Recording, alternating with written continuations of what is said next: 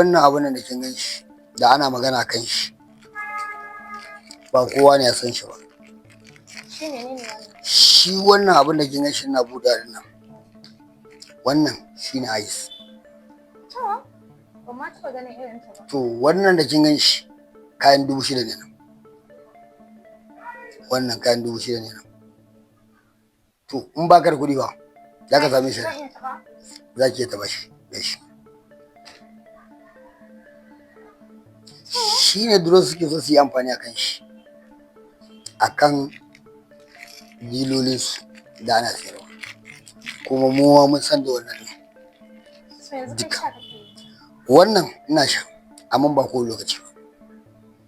Sabida akwai ya faru da abokanmu da yawa. Wanda na ga ɗaya ma yanzu bai dawo ya ce san da ke ba. Ya kai shekara yanzu haka. Da yana zuwa bola yana tsince muna kama muna da shi. Amma yanzu yana iya wani maganganu wanda bai kamata ya yi su ba duka yana yi. Amma mu saboda mun san ga abin da ya bar da shi muna yi tafiya da shi haka. To mu ma dan da muna sha wannan aiki. Amma da rana ba na sha.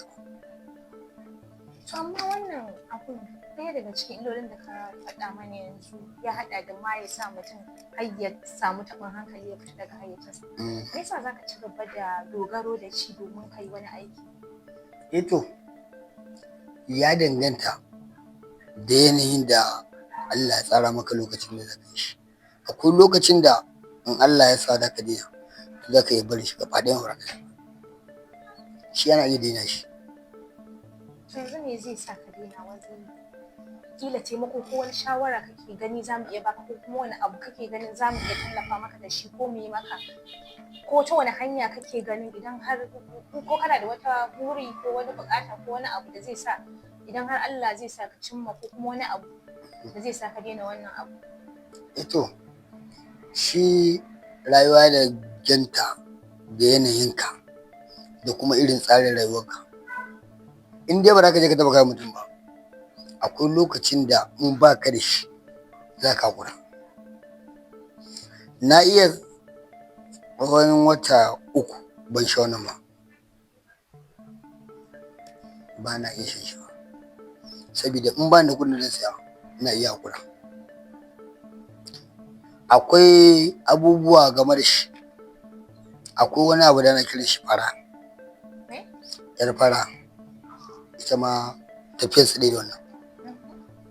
Ita ma in baka wasa ba in ka sha ko da guda 2 ka sha ko 3 to ka tafi kenan.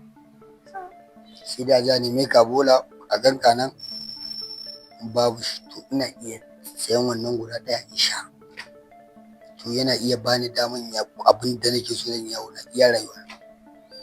Amma ko ba zan taɓa kan wannan ba. Da momin ka tsokana mutum ma za ku yi samun damuwa da shi wannan. Saboda ita tana sa zuciya ne. Akwai masu gida na wanda sun mun magana shan wani abu sun kai 3 ne. Ba irin hukuncin da basu mun ba magana shan wani abu. Da na koma na sha madara. Madaran nan da kin gan shi na shan nan shi yana lalatar da hanta mutum. Da momin da ka dauki wannan kana sha yana kama ruwan jikinka ne da komai naka na jikinka yana shan shi. Bari barka ci abinci ba. In da ka kwana kana shan shi ba za ka nema abinci. Kin ga shi kuma illa sa kenan. Da Allah ya taimake ni dai suna ci gaba da faɗan haka har Allah ya sa na zo na daina shi ba na sha ba. Yanzu abu biyu nake sha ne a rayuwana. Daga wannan din shi ma yanzu ba kowane lokaci nake sha. Zan iya sayan wannan ya kai kwana 3 a jikina ko 4. In mutum ya zo tambaye ni ina da shi ne ce mishi ka kuɗi sayar maka ina iya sayar mishi. Amma fa na san illarsa. Saboda ni in na ce dan sha din to dole in na sha dole sai na kashe kuɗin da ya kai sama da 5,000 in ina so in ji normal lafiya. Amma su wanda suna sha ba mu iya cire kuɗi 1,000 ce zai je sai abincin da zai ci kafin ya sha mu. Shi ba haka yake. In kana so ka ji daɗin rayuwarka kafin ka sha idan ka nemi 2,000 ko 3 aje naka wanda sai ka ci abinci da ka sha shi. To shi ne zai baka san. Shi sa yawancin mu mutanen da ba su gane ba wani zai je ta narkan kwaya ya sha ba ci abinci. Baka ci abinci baka je ka sha kwaya mai yasa kaga da ka iya samun problem da kin ji ya wani shawara za ka ba wa yara musamman matasa masu tasowa wanda suke sha'awar shiga wannan harka na shaye-shaye? To shawaran da zan ba su bar ganin mutane kowa yana ɗaukan taba ko wannan yana sha. In ka ga mutum yana yi ba kar ka biya halin shi, ka yi haƙuri, ka nemi gyara daga gun ubangiji, kai kuma ka tsare kanka, to za ga Allah ya taimake ka. Kuma kar ka da harka da abokanai wanda suna shaye-shaye. Da momin ka da harka da abokanai wanda suna shaye-shaye, in da su ja ka yi gobe su kai kana, jibi su kai kana, to fa ko baka sha wutar da ka sha. Dan ni ma lokacin da na nan ai ba sha nake. Amma dai ce na haɗu da yarinyar da tana shaye-shaye, ba abubuwan da bata koya mana sha ba abin da bai sha ba na kayan shaye-shaye na rayuwa. Wanda to yawanci dai na sha su giya, su taba, su roci, su safano, su dukkan da su kodin babu da ban sha. Har ya zo ma ya kai dawo ni in na sha ma ba sa muna ba. Dai ce Allah dai yana taimakon bawansa har na zo na fitar kan wani abubuwan dukansu. Yanzu daga sigari sai shi wannan yar faran sai wannan. Amma su ma ba ko lokaci ne sha. Sigari dai kullum na sha kuma na san illanta. Da momin daga ya sigari to za ta samu ka cuta na. Tana iya sa TB, tarin TB, tana iya sa ka dai abubuwa wanda kai ba za ka gane kanka ba. Tana sa mutum baki. Sigari tana sa abubuwa da yawa wanda in ba ka tsaya ka nutsu ba kana sha tana tsotse ka ne. Shi yasa nake so in ba matasa shawara dan Allah da Annabi. A yi hakuri in ka ga wannan ka kira shi ka iya mishi fada. Kai in baka sha kai kira shi wani abin da kana yi ba shi kaza kaza kaza ba wai ka je ka sami mutane kana mishi a to ka sami mutane kana mishi ba za ku shirya shi ba. Dan har ta kai ta kawo kila akwai abin da ya sha zai iya ce zai maka wani abu a zo kuma ce za ga laifin shi. To ba haka muke so. Mun fi so duk mutumin da ka gan shi yana shaye-shaye yau ka kira shi ka ce mishi wani ina so da Allah ka gyara rayuwanka gashi kaza kaza shine kaza. Ka ga yadda za ku samu zaman lafiya da mutane. Amma ba ka je ka samu ta cikin jama'a kana zage shi ba ba kyau ba. Akwai mata yanzu da yawa da sun koyi wannan shaye-shaye kuma kullum muna tare su. Yarinya karama da yanzu ta fitar da gidansa ta zo tutal. Ka ganta da ice, ka ganta da sigari, ka ganta da taba. To ya za a ce iyayenta su ba san tana gurin bane. Kuma da su dinga abubuwa na yaransu. So kenan kana so ka ce iyaye ma ya kamata su sa ido a kan Yawwa, yawan ka gyaran ka bata kwana jiya ba. Me kamata kai? Ko kuma ke in kin gyaran ki bata kwana jiya me kamata kai? Ya kamata ki neme ta. To amma wasu ba su haka. Akwai yaran matan da iyayensu ne suke tura suna yin kuɗi ba. Kuma mu suna gaya mana. Dan ni a total na rike ciyaman na 'yan mata wanda suna zo. Kafin na zo na sake na barwa wani. Da na zo gudu.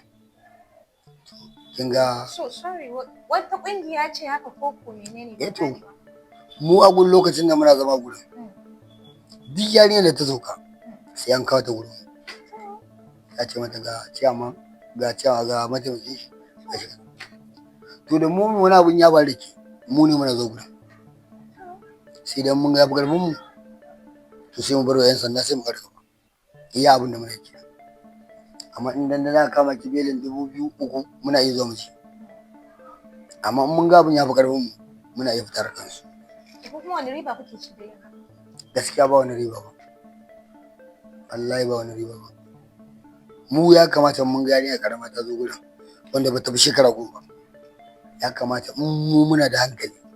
Ya kamata mu dauke ta ta ga mana inda gidan su ke kai ta. To mun ba mu wannan ba. Saboda mu ma mun daure shashin ciki kin ga kuwa ai ba za mu yi mu dauki ta mu gida. In ka iya kiranta ka mata bara ka ga wata jama'a sai ka fitar kanta. rayuwa ne, mata nawa ne ba su ba.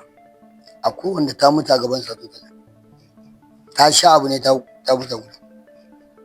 Me ta sha kenan? Ta sha koro ba, ta mutu ta sha gudu. To an ce yan sanda ne sun dauke ta a walakanta ma da ja kai ta gidan yanta. Shi yasa nake son ba mata shawara da mata dan Allah ya gyara rayuwa, saboda duk wannan shashen na rayuwa ba shi da riba ba. Kana bata kuɗin ka banza ne, da ka ɗauki abun 3,000 ka je ka siya ko da almajiri ka samu ka bai 500 ce, ka taimaki kanka ka taimake shi, kuma Allah kuma ya baka lada. To amma ba ma yi haka. Wani gashi da kuɗin ba zai yi baka, wanda je sai kayan shaye-shaye. To rayuwa kenan ba haka ba. Ya kamata a dinga duba rayuwar da take. To masu kallon mu, kun dai ji daga bakin asalin wanda ya kamata ku ji, kuma kun ji abubuwa da ya fuskanta yayin wannan ta'ammali da miyagun ƙwayoyi da yake yi. Ya ma faɗa mana wasu experience da yake da su, wasu sun faru da shi, wasu sun faru da abokansa na kusa da shi da sauransu. To idan dai an ce gani ga wani ya ishi wani tsoron Allah, kun da ji abin da ya faɗa, musamman iyaye ya kamata a ce mu rika sa ido akan 'ya'yanmu, musamman 'ya'ya mata. Yanzu har lalacewa ya kai ga 'ya'ya mata wai suna fita har suna ikirarin cewa iyaye ne suke sa su je su nemo musu kuɗi. Wannan kwata-kwata ba ɗabi'unmu ba ne, musamman ma ɗabi'unmu na mata da aka sani su ne masu karamci, masu kunya, masu alkunya da komai, da son kare mutunci da sauransu. Amma a ce yau har mun kai ga lalacewa da 'ya'ya mata har ya kai ga wata ma garin shaye-shaye ta faɗi ƙasa ta mutu ta rasa rayuwanta. Da fatan dai wannan zai zama ishara ga mu mata da kuma su ma maza da kuma iyayenmu baki ɗaya, da kuma fatan za a kiyaye domin mu samu kyakkyawar rayuwa baki ɗaya, mu tsira da mutuncinmu da lafiyarmu. Sunana Adamu Musa Muhammad. Ku ci gaba da kasancewa tare da mu domin mu ci gaba da wayar muku da kai da ilmantar da ku, domin wato mu kiyaye abin da zai shafi rayuwarmu da mutuncinmu. Sai mun sake saduwa da ku.